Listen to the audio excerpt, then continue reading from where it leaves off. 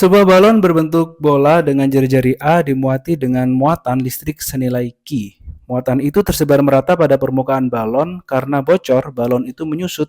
Pada saat jari-jari balon menjadi B, maka rasio antara potensial listrik di titik P yang berjarak R dari pusat balon adalah dengan R lebih dari A. Sebelum dan sesudah kurusan balon itu susut adalah di titik. Jadi di sini ceritanya ada sebuah balon gitu ya. Balon itu dimuati listrik sebesar Q, kemudian dia memiliki jari-jari sebesar A di sini.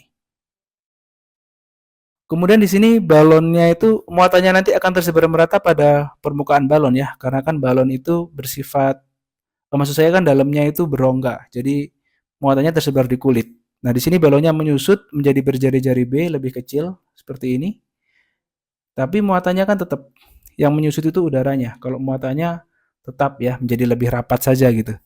Nah di sini ada titik P yang jaraknya itu R dari pusat balon. Nah, jaraknya nanti gini, R. Nah, nanti di sini juga sama ya. Pada jarak R, kalau R-nya lebih dari A, otomatis R-nya juga lebih dari B. Kita diminta mencari rasio potensial listrik di titik P itu berapa.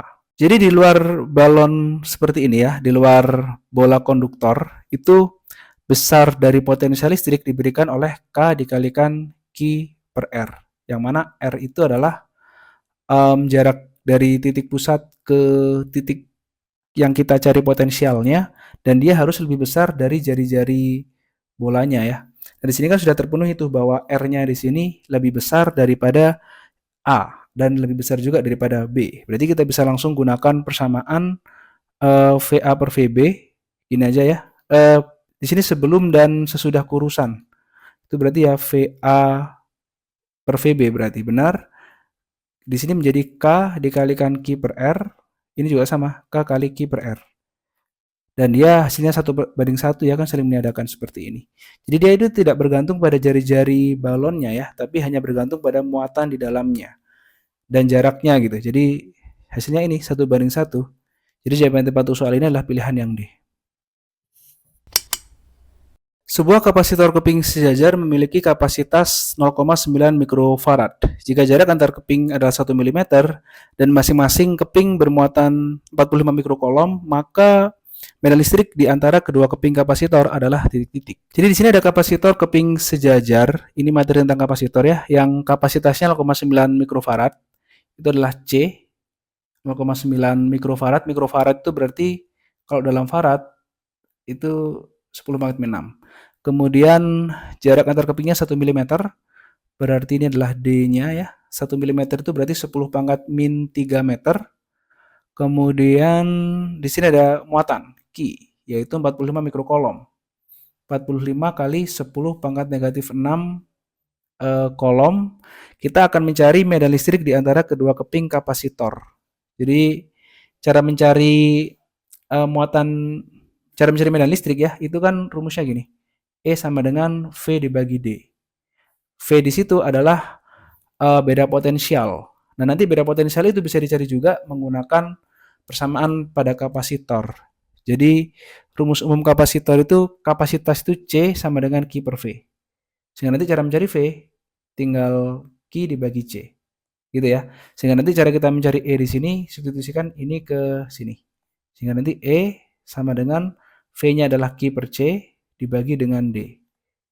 Berarti nanti sama saja dengan Q dibagi dengan C kali D.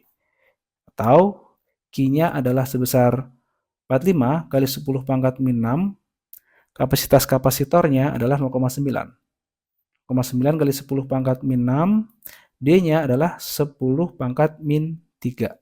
Di sini 10 pangkat min 6-nya bisa saling meniadakan. Kemudian 45 dibagi 0,9 ya.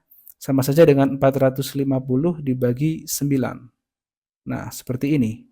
Berarti 45 bagi 9 itu kan sama dengan 5. Berarti 50 per 10 min 3. Atau E-nya sama dengan 50 kali 10 pangkat 3. Sama dengan 5 kali 10 pangkat 4. Satuannya adalah volt per meter. Jadi jawaban tepat untuk soal ini adalah pilihan yang B. Pada eksperimen efek fotolistrik, intensitas berkas cahaya menentukan titik-titik. Jadi ini adalah materi tentang efek fotolistrik ya. Efek fotolistrik itu misalnya di sini ada sebuah logam. Nah, logam ini di dalamnya kan ada muatan ya. Saya tulis di sini elektron misalnya. Nanti kalau dia disinari cahaya seperti ini, maka elektron di sini akan tereksitasi energinya. Dan kalau cahayanya itu energinya itu cukup besar ya, frekuensinya itu melebihi frekuensi ambang logam, nanti elektron di sini akan lepas dan dia akan um, terlempar gitu ya dengan energi kinetik tertentu. Jadi ini adalah efek fotolistrik. Jadi efek fotolistrik itu adalah peristiwa terlemparnya elektron ini akibat adanya cahaya yang masuk. Nah, nanti besar energi yang masuk itu harus melebihi besar fungsi kerja logam namanya yaitu W0. Jadi besar energi yang masuk ini saya beri nama HF nanti. Jadi HF itu harus lebih besar dari W0. Itu syarat dari adanya efek fotolistrik. Nah, besarnya energi kinetik di sini itu nanti diberikan oleh HF dikurangi W0. Itu ya. Jadi HF kurangi W0.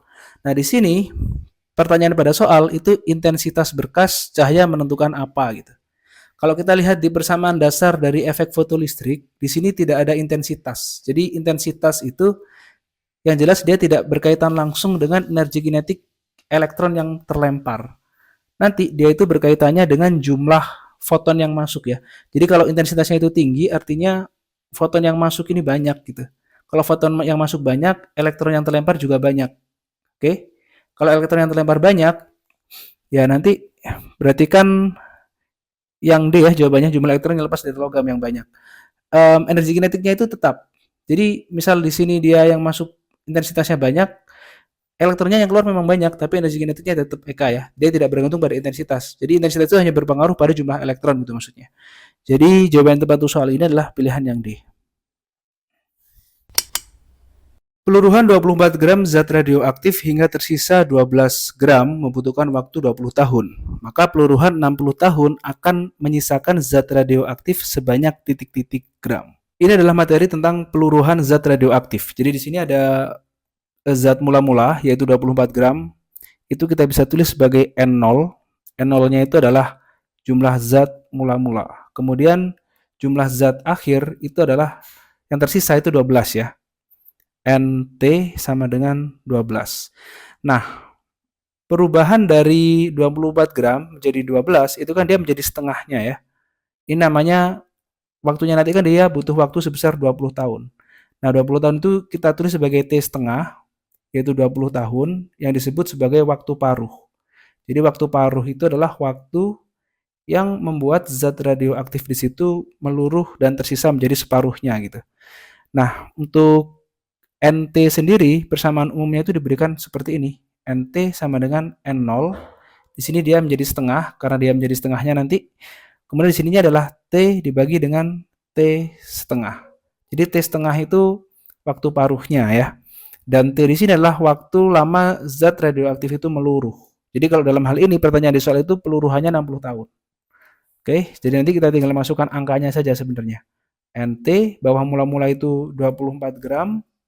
Kalau dia meluruhnya selama 60 tahun, berarti nanti gini, 60 T setengahnya adalah 20. Berarti 24 dikalikan setengah pangkat 3 jadinya, yaitu 1 per 2 pangkat 3. 2 pangkat 3 itu kan 8 ya.